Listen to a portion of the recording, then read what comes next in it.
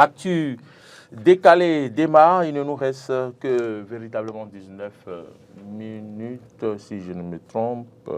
Situation compliquée à Malanville, que pensez-vous du blocage des accès de navigation par le fleuve depuis quelques jours, je crois 2 jours?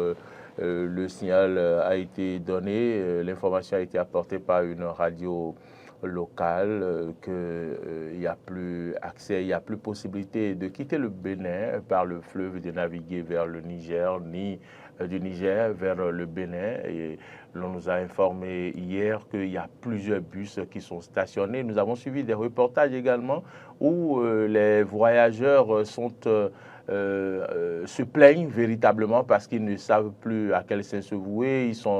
Ils sont là, ils attendent. Pour ceux qui n'ont plus de l'argent sur eux, ils attendent que la situation rentre dans l'ordre. Oui, on a lu des articles où l'on parle du Bénin qui durcit le temps. Oumar Aliandjou, Laurent Roland, Antonin Kess, voilà encore un revirement de situation. Le Niger qui ne cède toujours pas, qui ne veut pas ouvrir sa frontière, et puis le Bénin qui est désormais interdit l'accès par le fleuve Oumar Aliandjou. Ça se complique pour les populations. J'ai lu rapidement, avant de lire effectivement tout à l'heure, un internaute qui dit que ce n'est ni Tiani ni Talon qui souffrent, mais que ce sont les populations. Oui, il a tout à fait raison, ce sont les populations qui paient le prix fort.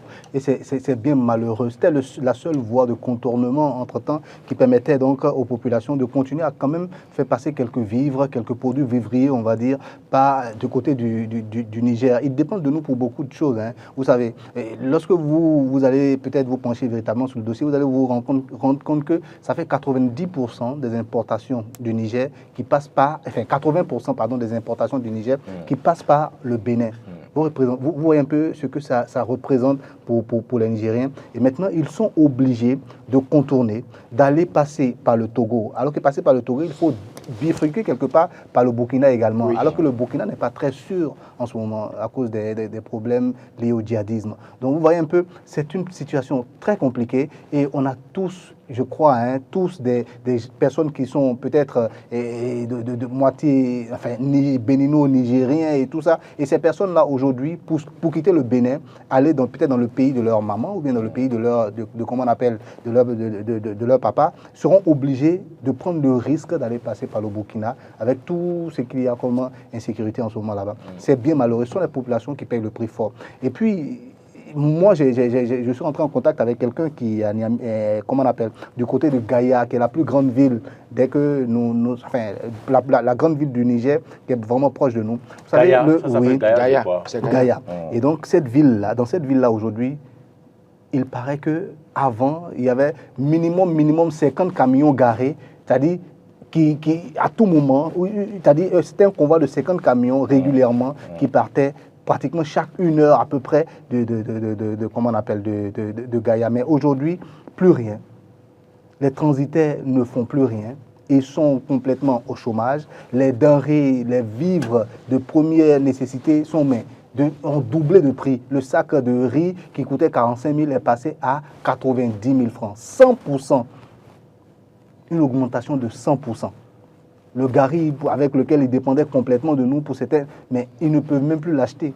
Vous voyez un peu, c'est compliqué. Il faut penser aux populations. Et quand je le dis, je pense essentiellement au régime et à la junte au Niger. Parce que comment on appelle, le président Talon, quel que soit tout ce qu'il a pu dire au départ, aujourd'hui, on connaît réellement sa posture. Sa posture, c'est le dégel complètement de cette situation-là. Qu'il n'y ait plus comment on appelle, de poudre jetée au feu, comme certains le font. Peut-être qu'on aura l'occasion d'en parler. Certains, comment on appelle, panafricanistes. Moi, je suis patriote. Je suis désolé, je suis patriote. Mais je ne suis pas du tout d'accord qu'on puisse, comment on appelle, condamner le Bénin, qu'on puisse critiquer le Bénin sur comment on appelle, des bases qui sont fausses, des bases qui ne sont pas vérifiées. Je ne veux pas qu'on dise que le Bénin, un pays qui n'a jamais abrité de base militaire, du jour au lendemain, vous dites que non, on abrite une base militaire occidentale. Il y a un problème. Quelles sont leurs preuves? Qu'est-ce qu'ils ont comme preuve? Et puis si c'est le cas, est-ce que c'est interdit à un pays souverain, à un État souverain, d'avoir les relations qu'il veut avec qui il veut? Si eux ne veulent plus des Français et que nous on en veut, où est le problème? Est-ce que c'est sur cette base-là que nous allons, comment on appelle, construire nos relations et, comment on appelle, créer tout un tas de problèmes aux populations? C'est quelque chose qui est vraiment compliqué. Et moi, j'aimerais vraiment que chacun sache raison garder dans cette situation-là. On ne peut pas parler aujourd'hui de cette situation-là sans être patriote. Moi, je le dis et je le répète. Moi, je suis béninois. Je ne sais pas s'il y a un mot qui va avec, mais en tout cas, peut-être que c'est du chauvin. Les gens vont me trouver un peu chauvin, un peu trop, comment on appelle, je ne sais pas moi, nationaliste, tout ce que vous voulez, mais je suis béninois et je ne peux pas accepter un certain nombre de choses. Mais notre président, en prenant la parole la dernière fois, mais quand on connaît qui est Patrice Talon, on connaît sa manière d'être, mais il s'est pratiquement humilié.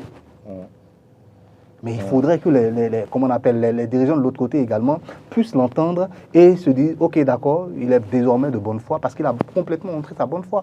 Qu'est-ce qu'ils veulent encore? Qu'est-ce qu'ils veulent encore? Le pétrole qu'on a...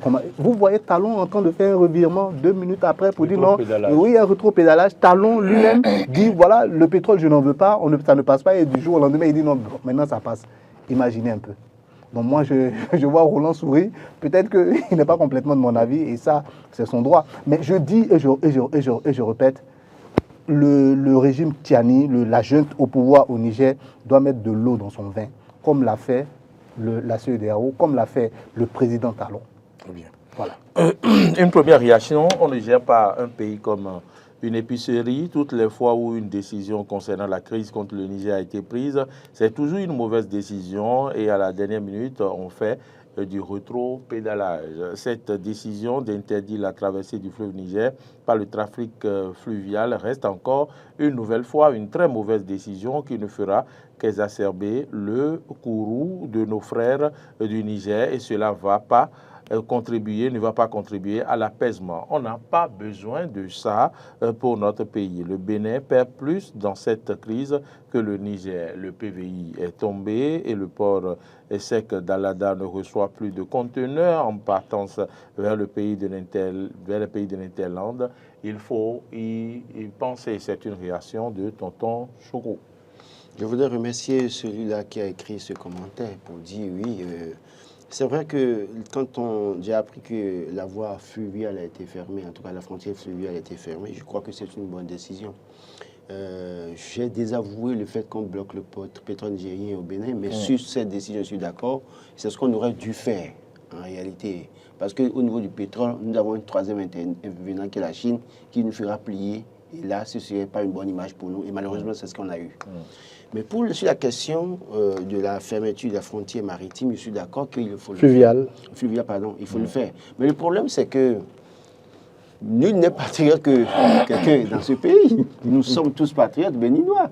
Mais ça ne nous empêche pas de dire oui, ça c'est bon, mais attention. C'est vrai. On a bloqué. Non, mais attendez, laissez-moi finir. Non, c'est juste un mot, c'est juste un mot. C'est bon dans le sens de l'expression d'une certaine souveraineté. Et ça, nous tous, nous l'acceptons. Mais ce que moi je dis, ce sont les conséquences sur la population. Oui, mais quand vous dites, parce que je repasse ce que vous avez dit, et vous allez me laisser terminer. Vous avez dit que vous êtes patriote et que donc tout le monde est patriote.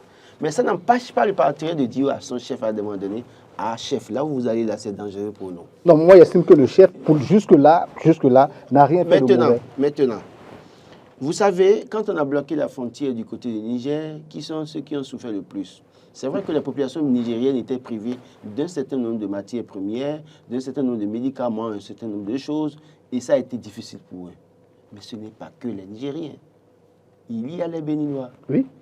Des Béninois transporteurs. Oui, je l'ai dit. Il y a les Béninois transitaires.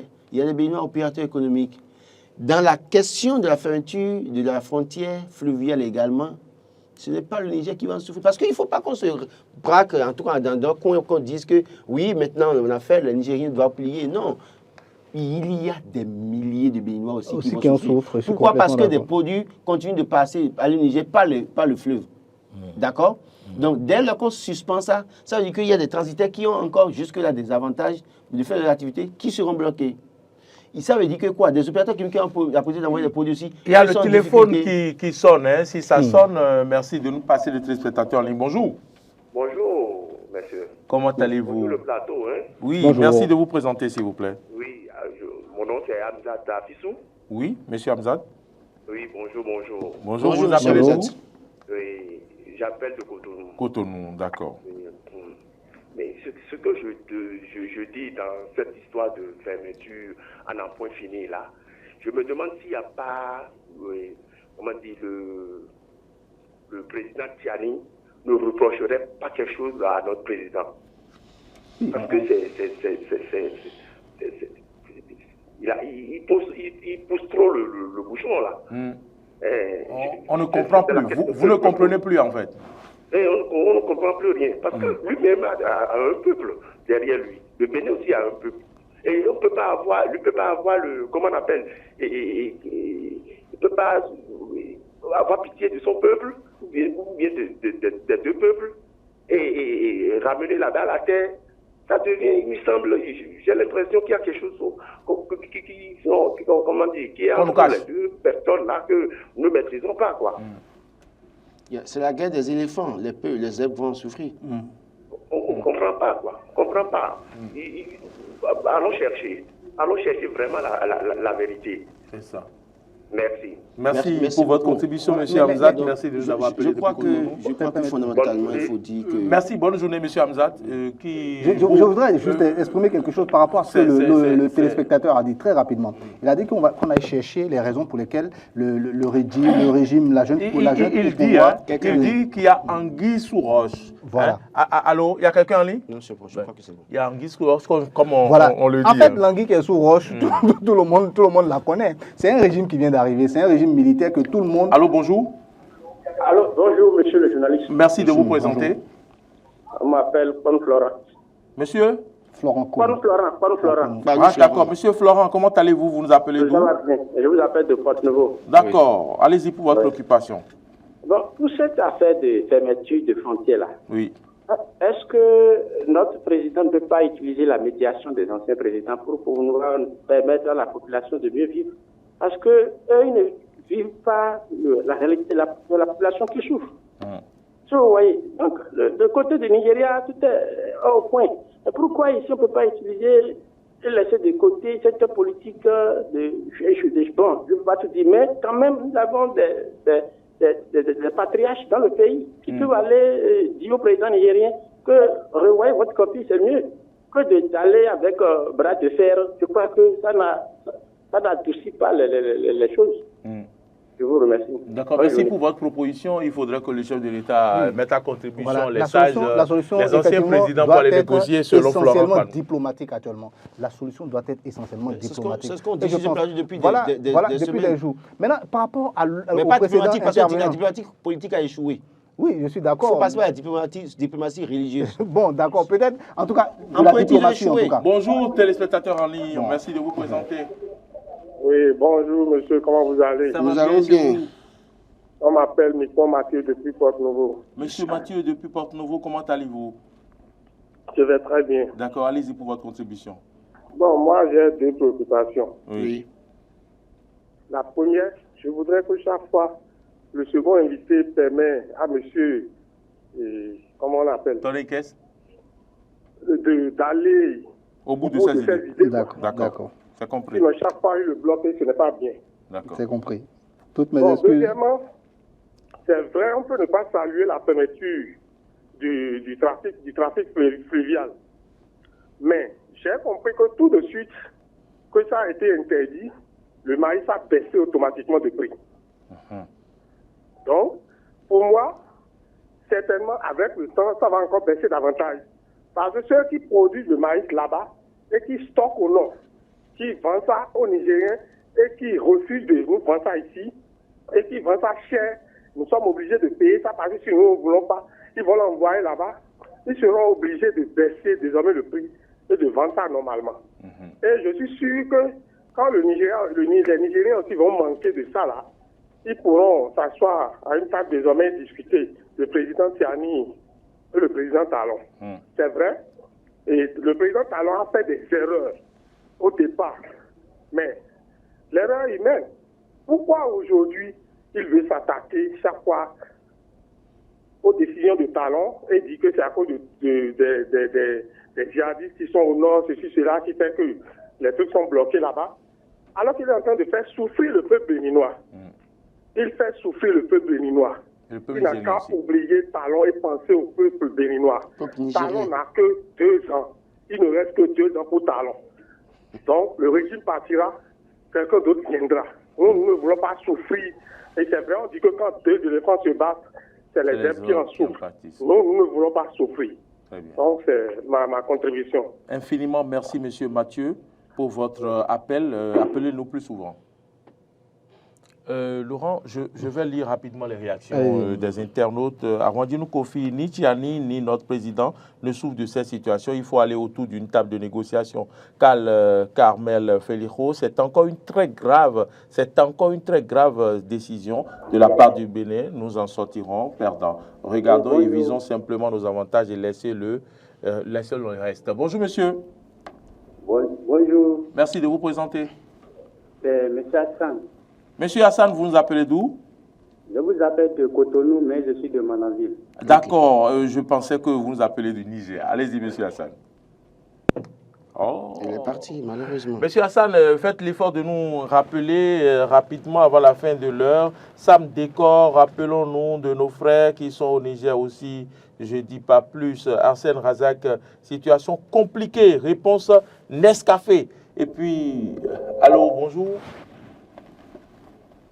Bonjour. Vous êtes déjà en direct avec nous. Bonjour. Diminuez le volume de votre poste téléviseur, s'il vous plaît. Bonjour. Merci de vous présenter. Oui, merci de vous présenter, s'il vous plaît. Frédéric Obundele de Porte-Nouveau. Ou monsieur Frédéric, Porte-Nouveau nous appelle beaucoup. Allez-y, monsieur Frédéric. Vraiment, merci pour ceux qui sont sur votre plateau. Je les remercie, c'est un bon débat. Mais moi, il y a quelque chose qui m'inquiète. Le Niger sème le pont et il profite du fleuve. Et vous dites qu'on n'a pas le droit de fermer le fleuve. On a bien le droit. Il faut être un peu orgueilleux. Parce que ceux-là, ils sont en train de nous malmener. Fermons pour que le truc soit réciproque. Moi, je ne vois rien là. On parle de talon à mal fait, à bien fait, non. Ce n'est pas ça le problème. La jeune est en train de nous montrer que nous sommes un petit pays faible. Alors, il faudra qu'avec notre propre orgueil, on leur montre aussi que nous avons aussi de la valeur. Quitte à ce que nous souffrons, si nous souffrons, nous aussi sommes en train de souffrir. Parce que moi, je crois que le président a fait trop d'ouverture avec tout ce qu'il a déclaré. Ils sont appelés, et quoi, ils n'ont pas répondu, là, tendu la main, ils n'ont pas répondu. Il vaut mieux qu'on engage un bras de fer pour finir avec cette histoire. Soyons un peu orgueilleux, soyons un peu patriotes. Montrons-leur aussi que nous avons une valeur. Sinon, ça n'a pas envie, on n'a qu'à laisser ouvert, on n'a qu'à laisser ouvrir la frontière, pardon. Mais si nous laissons ouvrir la frontière fluviale, ça veut dire que nous nous montrons faibles. Apprenons à souffrir pour aller plus loin. Merci beaucoup. Monsieur Frédéric? Allô, oui. Monsieur Frédéric, ne partez pas. La régie d'antenne va récupérer votre numéro pour nous, s'il vous plaît. Ok.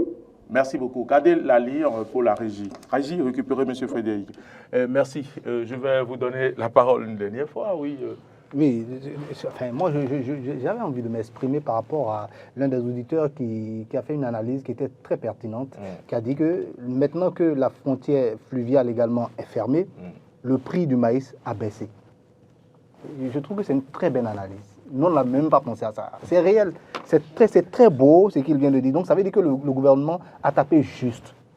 Je ne sais pas si vous comprenez. Ça va régler peut-être un problème à nous, notre niveau. Parce que la flambée du prix aussi était un peu dure à ça aussi. Les producteurs qui vendaient très cher aux Nigériens, parce que désormais, c'est comme de la contrebande, ça a pris du... Voilà. Et donc, on vendait très cher et ça permet désormais donc de baisser le prix. Ça, c'est une première analyse. L'autre chose également que l'un des auditeurs a dit, il a dit, mais c'est quoi le problème réellement au niveau de Tiani? Mais ils ont besoin de reconnaissance. Qui en parle. La junte a besoin de reconnaissance. C'est un nouveau régime, ils ont besoin de se faire accepter, ils ont besoin comment on appelle, de montrer qu'ils sont forts, qu'ils sont puissants. Donc, ils passent par tous les moyens. Ils ne veulent pas lâcher du lest pour démontrer aux autres que non, ils sont... Voilà. Pas qu'on les alors que conditions déjà reconnues. Voilà, mais écoutez, voilà, la CEDEAO a même levé toutes les sanctions, Oui, donc, contrairement au Mali, donc, il n'y a au plus Burkina besoin de et tous les autres. reconnaissance. Voilà, mais malgré ça, ils tiennent dû et on ne comprend pas exactement c'est quoi le problème du régime Tiani finalement. Voilà, et on accuse le Bénin de quelque chose, moi, qui m'écoeure. Le Bénin a le droit d'assurer sa sécurité et pour assurer sa sécurité a le droit de laisser qui il veut venir sur son sol l'aider à assurer sa sécurité. Voilà le problème. Il y a des gens qui appellent des Russes pour venir les aider. Pourquoi nous on ne peut pas appeler les Français? Qu'est-ce qui les regarde? Pour finir. Voilà, c'est ça pour finir. Moi je dis, pensons à l'intérêt général. L'intérêt général ici, ce sont les peuples. Voilà. Et il y a quelqu'un en ligne avant que Laurent ne fasse la conclusion. Bonjour. Oui, bonjour, monsieur Aboua. Bonjour, monsieur. À qui avons l'honneur? Oui, Herman Metton. Oui. Ah, monsieur Herman Metton, toujours un plaisir de vous écouter. Est-ce que c'est parce que c'est vous, qu'on vous a passé à l'antenne puisque l'heure était passée? On verra bien. C'est votre chance, ça. Allons-y. On n'a pas encore entendu, je salue les invités. L'autre invité ne l'a pas encore entendu. Oui, Laurent Roland-Tonneikes, après votre débat. Oui. Après votre débat, il va conclure. D'accord, il faut qu'il ait suffisamment de temps aussi comme l'autre. Je ne sais pas le temps de l'émission, mais ce que je voudrais vous demander, c'est une proposition. Oui. Parce que lorsque vous ouvrez la ligne, ça fait que les gens n'arrivent pas bien à s'exprimer, à parler. Vous comprenez? Oui. Donc ça perturbe un peu. Je suis souvent invité sur les plateaux, mais quand il y a des appels, ça perturbe beaucoup. Et parfois, vous oubliez l'orientation de ce que vous voulez dire. Oui. Je voudrais proposer que les 15 premières minutes de l'émission soient réservées aux invités. Oui. D'abord, qu'ils parlent bien et après, lorsque vous allez ouvrir la ligne, on pourra continuer, quoi. Bien reçu. Et c'est comme ça qu'on le fait. Et pour finir, moi, je voudrais proposer pour la médiation, peut-être le tout nouveau président du Sénégal qui n'a pas de problème avec quelqu'un pour le moment. J'ai refusé ça. Dans la médiation. Il faut laisser le jeune président travailler pour son pays.